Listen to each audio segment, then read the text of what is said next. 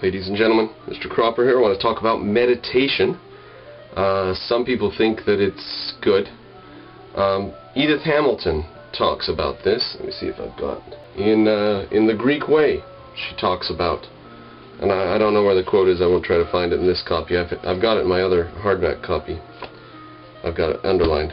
She talks about how in the East they use architectural things very different from the Greeks in the West. For example, in the East you'll have little teeny intricate carvings all over a massive structure that's far up away from where the humans can see it, because it's not for humans to look at, it's the magical inscriptions and stuff.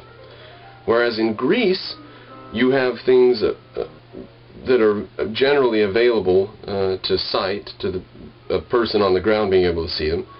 Plus, on the grander scale, the larger scale of the building, you stand back, stuff that's too far away for you to see close up, right? They did have decoration, and the decoration there was the perfection of the lines and stuff.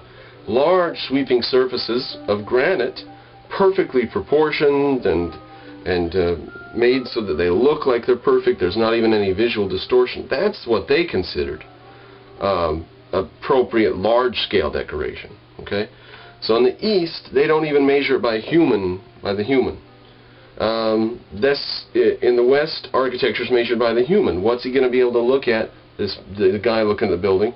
If he's standing 100 or 200 feet away, you don't need little teeny intricate drawings and stuff up there. So they measured it by the human. Now, this is also applicable in music. Not that the Greeks had music, but we can use the Western Renaissance style music, Mozart and Strauss and Vivaldi and but the others.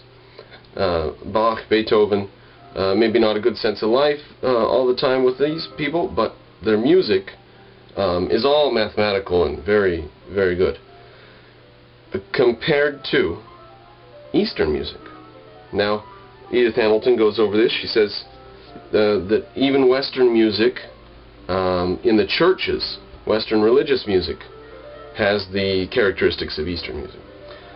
Eastern music, there's a lot of, or African jungle music, there's a lot of rhythm to lull the mind off, just shut the mind down.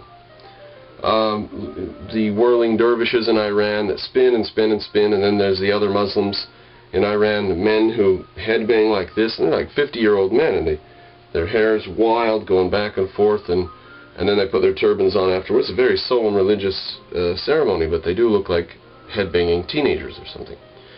Well, that is, and the reason they pound on these drums and dance around in Africa and rain dances or whatever, the pounding of the drums, the constant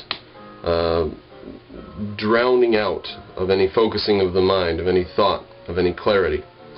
And this is very similar to meditation. Meditation's just like swinging the head or pounding on the drum and going in circles and chanting. It's not clearing the mind. It's shutting the mind down. It's unfocusing the mind. It's removing things from the mind so that the mind is numb, lulled to inactivity. Okay?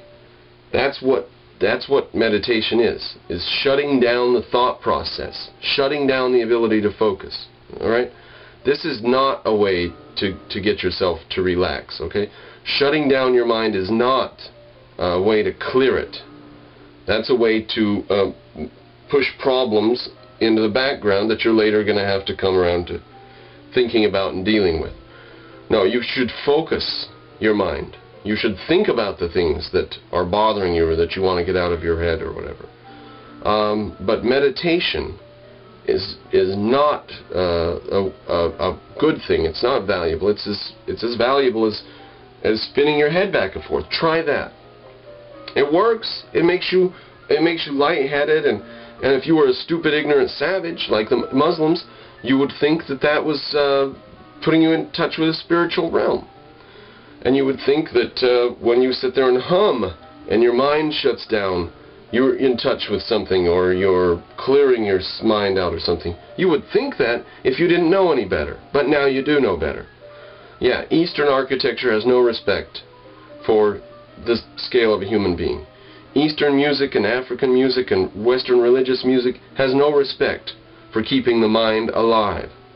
And meditation is a way of shutting down, lulling the mind out of activity. Now you know.